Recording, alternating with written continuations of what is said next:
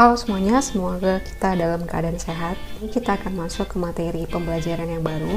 Kita sudah mempelajari mengenai neraca saldo atau neraca sisa yang merupakan saldo akhir dari seluruh buku besar. Jadi kita bisa lihat di dalam bagian ini, setelah jurnal umum masuk buku besar, kemudian neraca saldo atau neraca sisa yang sebelumnya itu, ternyata yang kita susun itu ada beberapa akun yang sudah tidak mencerminkan lagi keadaan yang sebenarnya. Dari materi AJP ini, kita diharapkan mampu untuk mengidentifikasi akun-akun apa saja yang perlu disesuaikan. Yang kedua, kita mampu menganalisis dan menyajikan ayat jurnal penyesuaian untuk masuk ke tahap selanjutnya, yaitu penyusunan laporan keuangan. Kita masuk materi kertas kerja dan laporan keuangan. Kita mulai dari kertas kerjanya atau neraca lajur. Jadi kertas kerja ini merupakan kertas yang berlajur-lajur sebagai jembatan yang membantu kita dalam penyusunan laporan keuangan. Untuk formatnya kita ambil yang neraca lajur 10 kolom. Penghitungan kolomnya berasal dari tempat di mana kita meletakkan rupiah atau nominalnya. Dimulai dari nama perusahaan, nama kertas kerja, dan periode yang bersangkutan. Untuk neraca saldo ini berasal dari saldo akhir buku besar yang kita susun neraca saldonya di akhir tahun. Terus AJP berasal dari data penyesuaian, di mana neraca saldo yang kita susun tersebut ternyata ada beberapa akun yang sudah tidak mencerminkan keadaan sebenarnya. NSD ini gabungan dari neraca saldo dan jurnal penyesuaian. Laba rugi berasal dari kolom NSD. Ini saling berkaitan satu sama lain. Neraca AJP berkaitan dengan neraca saldo datanya. NSD ini berasal dari neraca saldo dan AJP. Sementara laba rugi dan neraca itu fokusnya ada di NSD saja. Jadi neraca saldo disesuaikan ini sudah mencerminkan data yang sebenarnya. Laba rugi berasal dari NSD, yaitu nomor akun 4 dan 5. Berarti itu akun pendapatan dan akun beban. Untuk kolom neraca itu berasal dari NSD juga, yang kolom yang ini dengan nomor akun 1, 2, 3 harta, utang, modal.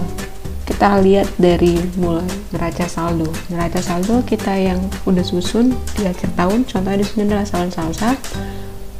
Kemudian ada beberapa data yang perlu disesuaikan. Di sini ada 5 data penyesuaian. Cara untuk menyesuaikannya seperti ini.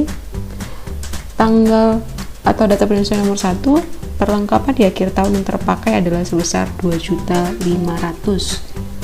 Dari sini kita bisa lihat data penyesuaian ini merujuk kepada pemakaian perlengkapan sesuai dengan materi yang kita pelajari sebelumnya di AJP. Data yang dimaksud di sini ini berasal dari neraca saldo yang berada di tabel atas ini. Kita lihat perlengkapan, bukan beban perlengkapan, berarti metodenya metode harta, maka sebesar yang terpakai. Data penyesuaian tanggal 31 untuk poin 1 itu adalah perlengkapannya akan menjadi sisi kredit. Jadi perlengkapan di sini kan awalnya debit. Ketika disesuaikan dia akan berada di posisi kredit, artinya perlengkapannya berkurang sebesar yang terpakai 2.500.000. Yang terpakai ini kita sebut dengan beban perlengkapan. Makanya posisinya beban di sini bertambah, artinya dia sudah merupakan pengeluaran. Kedua, perusahaan akan menerima bunga. Akan menerima, berarti ada pendapatan yang masih harus diterima. Perusahaan menerima bunga sebesar 500.000 atas simpan rekening di bank. Kita lihat di neraca saldo, apakah ada berkaitan dengan piutang bunga? Nah, tidak ada yang berkaitan dengan piutang bunga maupun pendapatan bunga, maka ini akan memerlukan namanya akun-akun tambahan. Di sini ada beberapa akun tambahan disertai dengan nomor akunnya. Ada piutang bunga karena merupakan pendapatan yang berasal dari bank, berarti itu berkaitan dengan pendapatan bunga. Akan menerima bunga berarti kita punya hak untuk menerima piutang bunga. Piutang itu harta bertambah dicatat sebelah debit.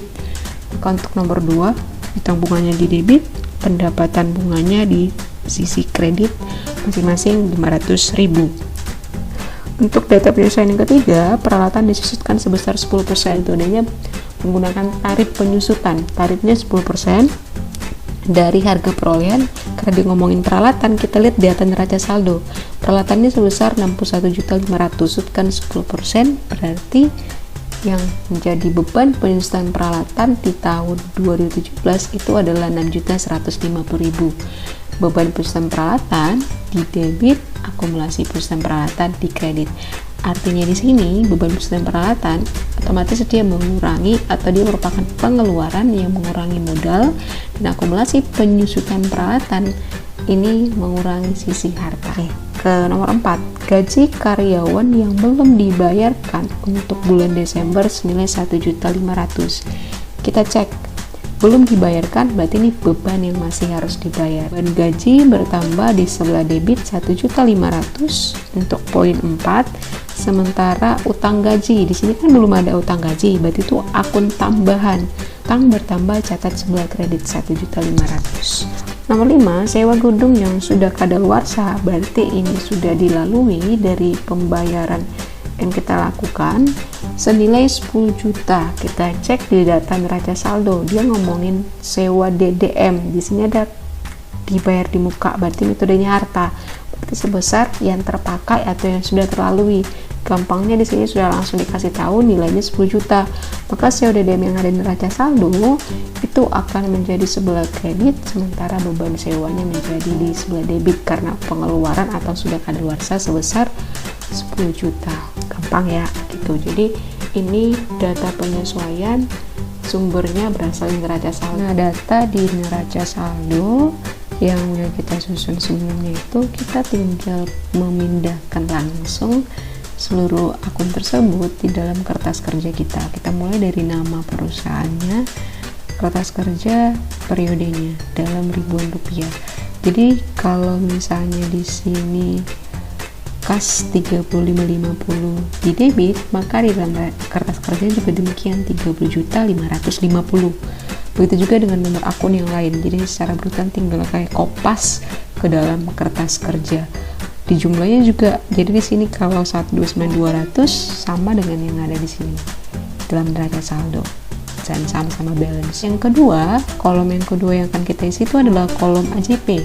Ini diisi dengan AJP yang sudah kita susun sebelumnya itu, yang ada 5 data penyesuaian tersebut kita isi di dalam kertas kerja. Cara mengisinya seperti ini. Di dalam data penyesuaian nomor 1, beban perlengkapan debit 2.500.000, ketentuan akun-akun tambahan yang tadi sudah kita buat itu sudah kita susun secara berurutan sesuai dengan nomor akunnya. 1 di sini data penyesuaiannya debit beban perlengkapan, maka beban perlengkapannya kita masukin di sisi debit kolom AJP. Dan untuk kredit perlengkapan 2.500.000, maka ini juga kita cari kolom untuk akun perlengkapan, kita masukin sisi AJP sebelah kredit 2.500.000. Jadi debitnya 2.500, kredit juga 2.500 sesuai dengan data penyesuaian. Untuk data penyesuaian kedua juga demikian, piutang bunga, maka piutang bunganya debit 500, pendapatan bunga di kredit 500, maka pendapatan bunga kolom AJP sisi kredit 500.000. Selanjutnya sampai ke poin yang kelima demikian.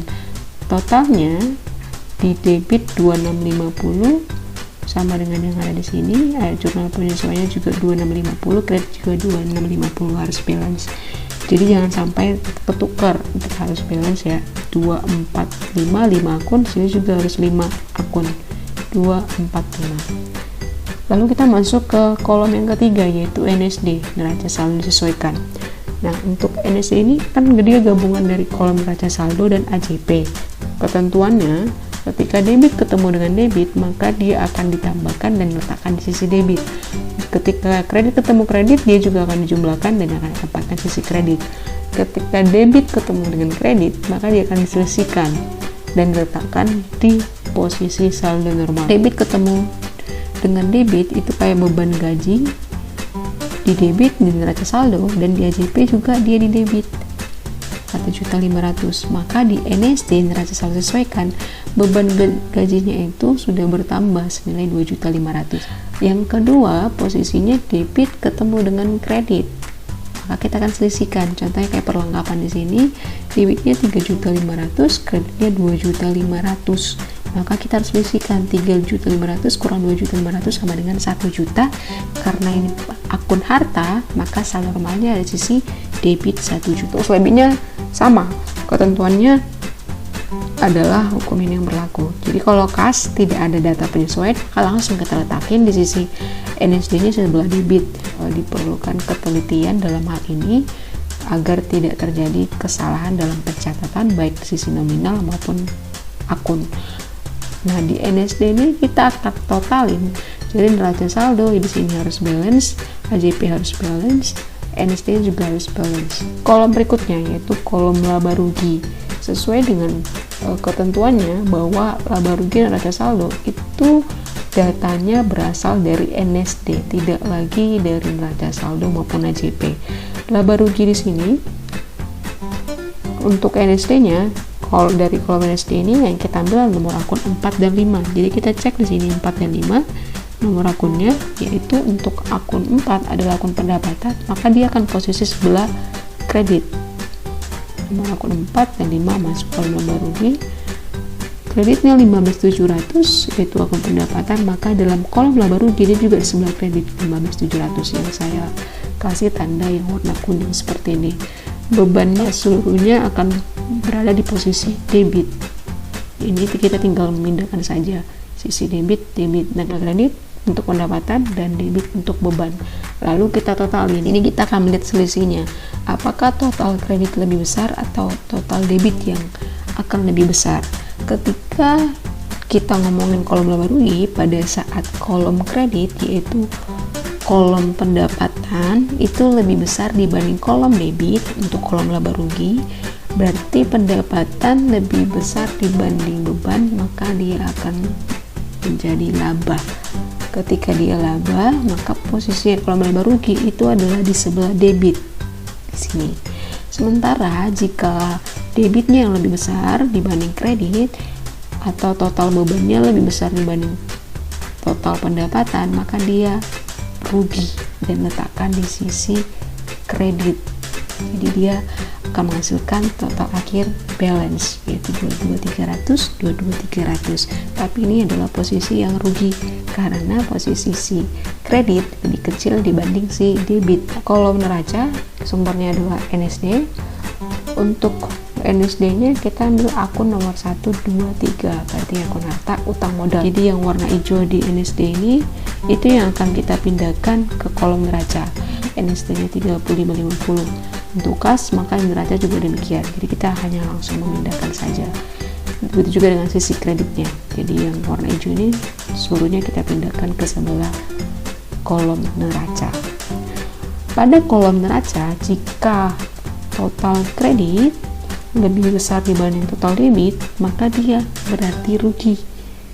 Sebaliknya, ketika debit yaitu kolom untuk harta di sini itu lebih besar dibanding sisi kreditnya ini, maka dia adalah laba. Ketika dia laba, maka posisi labanya itu akan diletakkan di sisi kredit kolom neraca. Sebaliknya, ketika dia rugi di kolom neraca, maka ruginya itu nominal diletakkan di sisi debit kolom neraca. Kita masuk ke laporan keuangan. Laporan keuangan yang akan kita susun di sini hanya 3, yaitu laba rugi, perubahan modal, dan neraca. Laporan laba rugi atau income statement ini merupakan laporan yang mengukur atau untuk mengetahui kinerja maupun prestasi suatu perusahaan.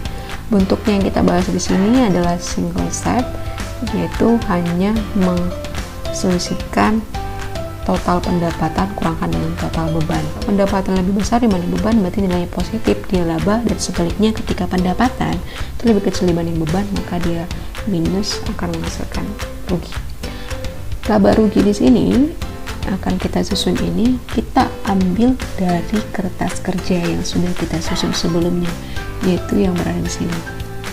Nih, laba rugi yang ada di kolom ini yang akan kita susun, yang akan kita buat yang namanya laporan keuangan.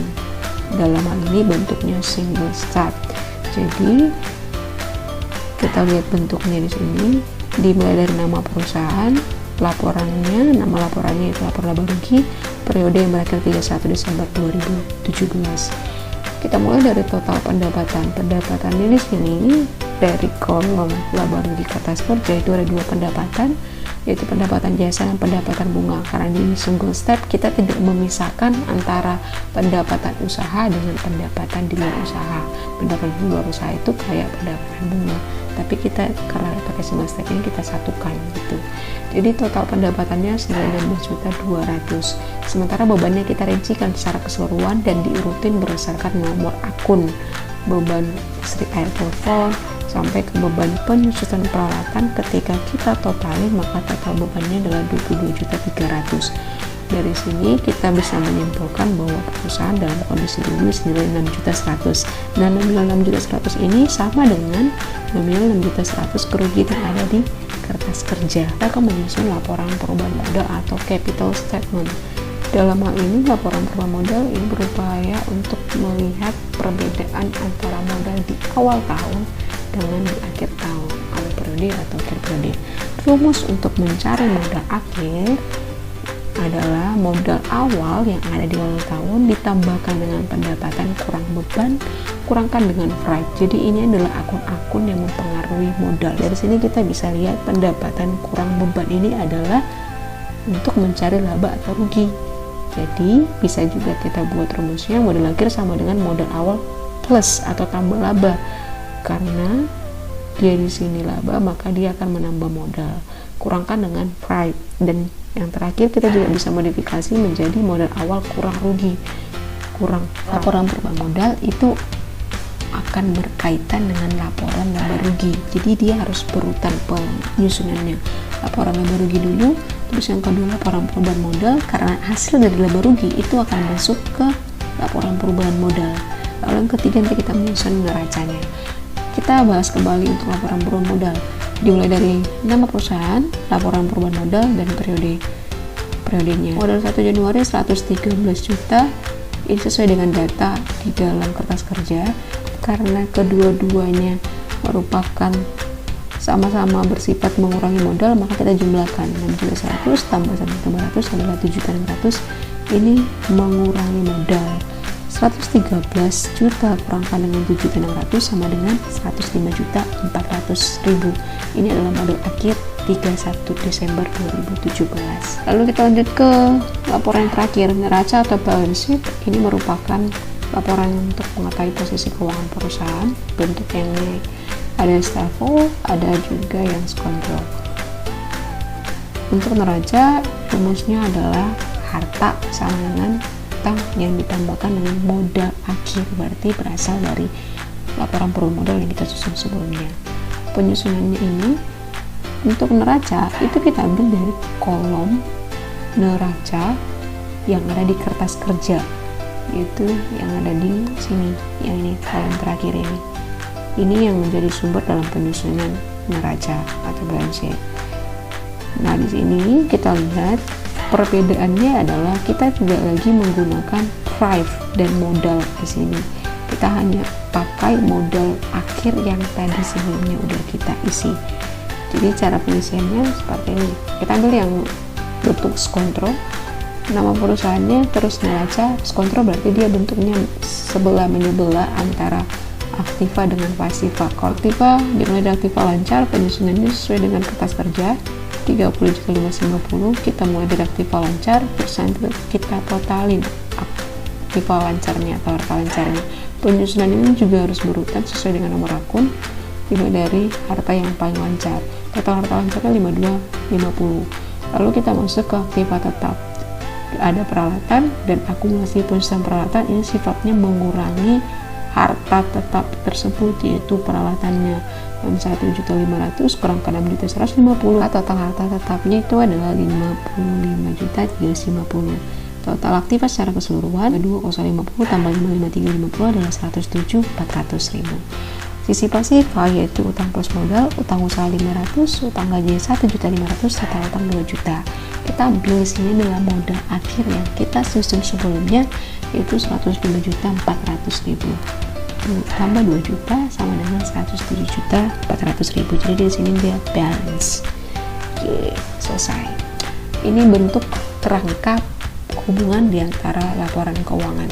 Laporan laba rugi menghasilkan laba atau rugi. Hasilnya ini akan masuk ke laporan perubahan modal. Nah, laporan perubahan modal ini akan masuk hasilnya ke laporan neraca. Demikian untuk laporan keuangan dan kertas kerja hari ini. Semoga bermanfaat untuk kita semua. Terima kasih.